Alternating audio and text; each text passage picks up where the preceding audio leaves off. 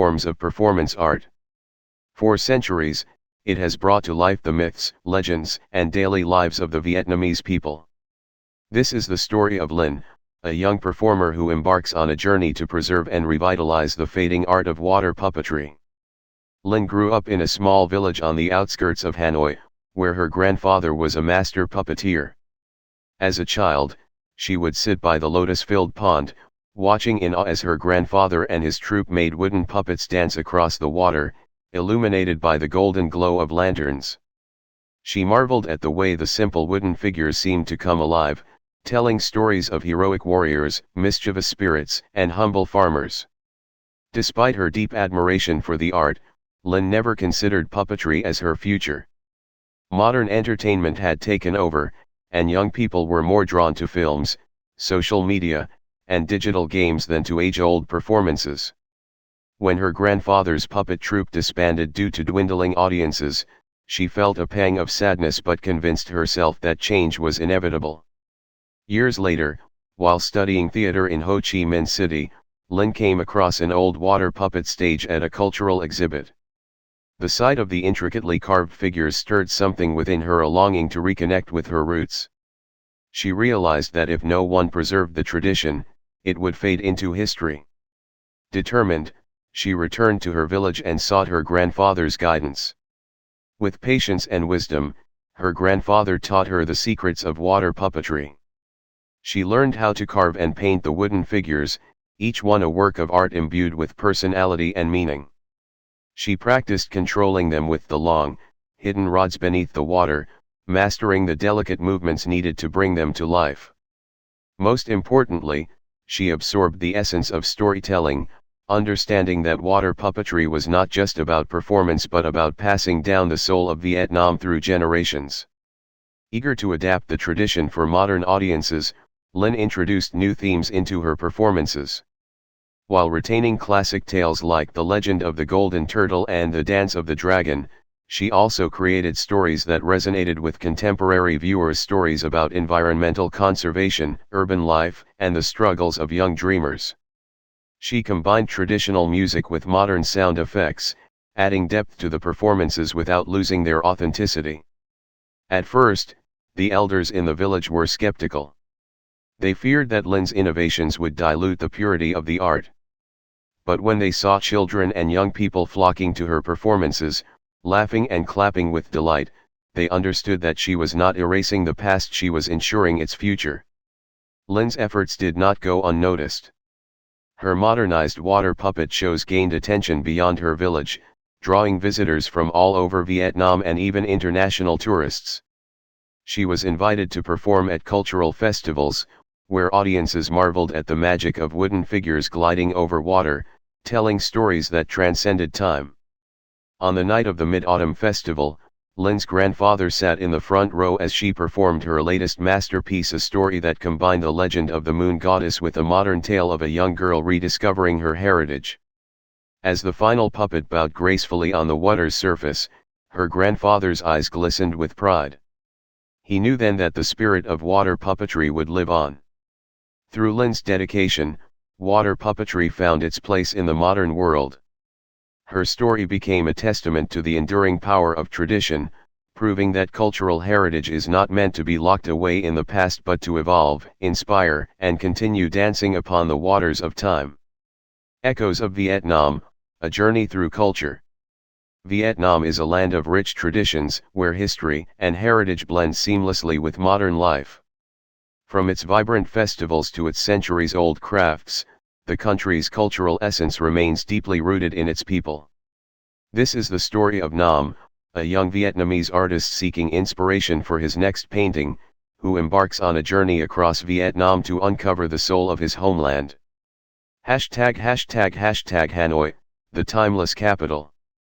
Nam's journey began in Hanoi, a city where the echoes of history live alongside the pulse of contemporary life. He wandered through the old quarter, where artisans shaped traditional conical hats and calligraphers painted poetry on silk.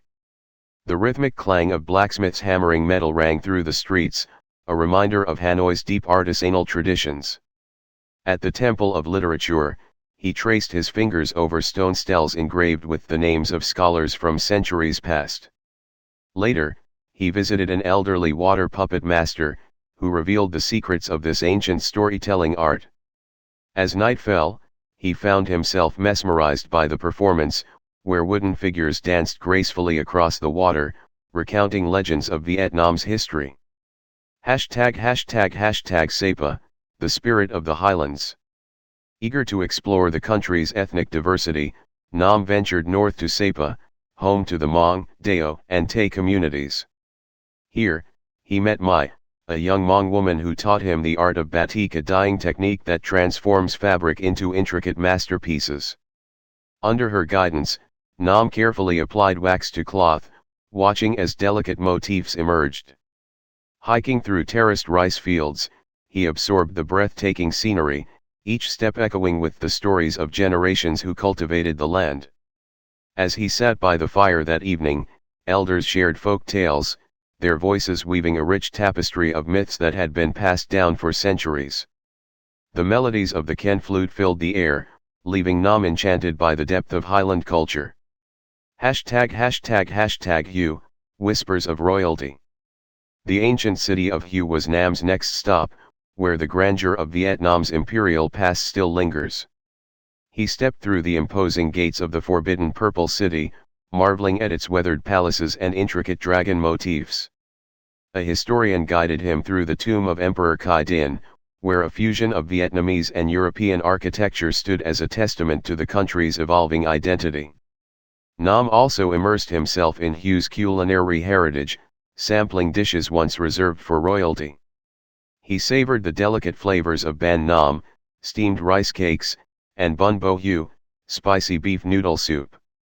Each dish, meticulously prepared, told a story of the region's refined tastes and historical influences.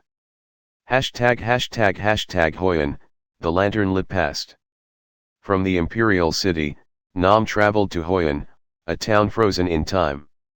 The streets glowed with silk lanterns, casting a warm hue over the ancient shop houses. He joined local artisans in crafting lanterns, painting his with symbols of nature, a tribute to the harmony between people and the land.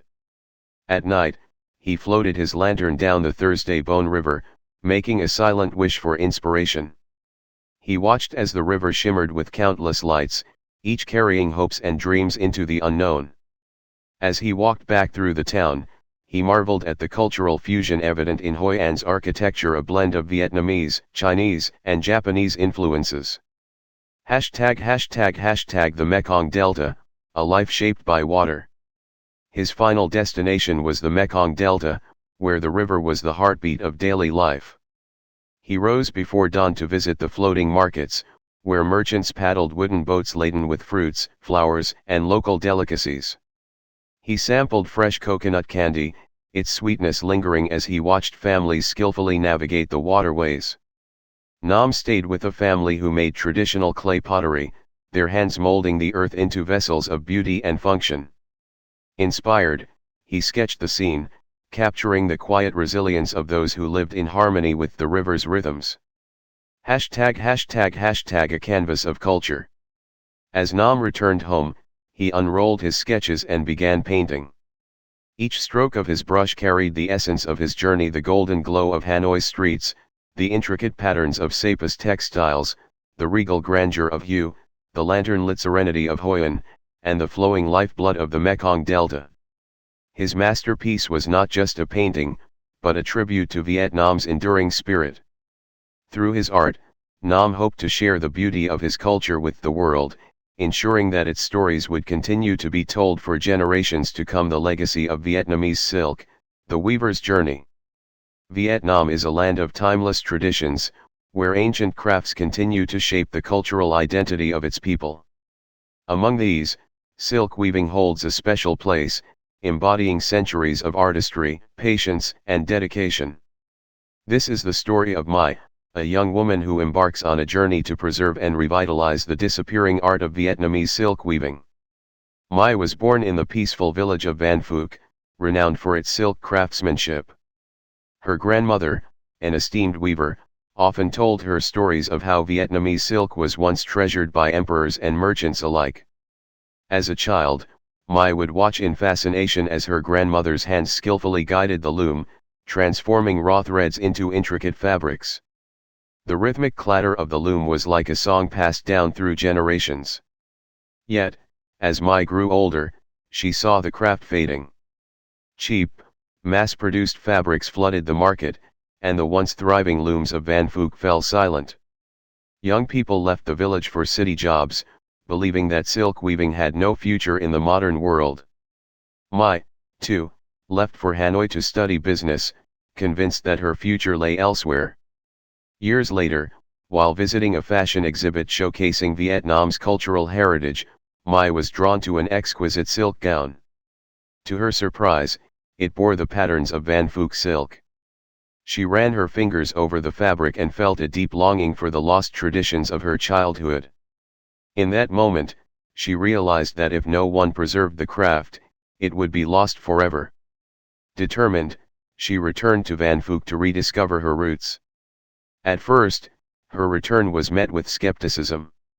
The remaining weavers, including her aging grandmother, believed that the world had moved on.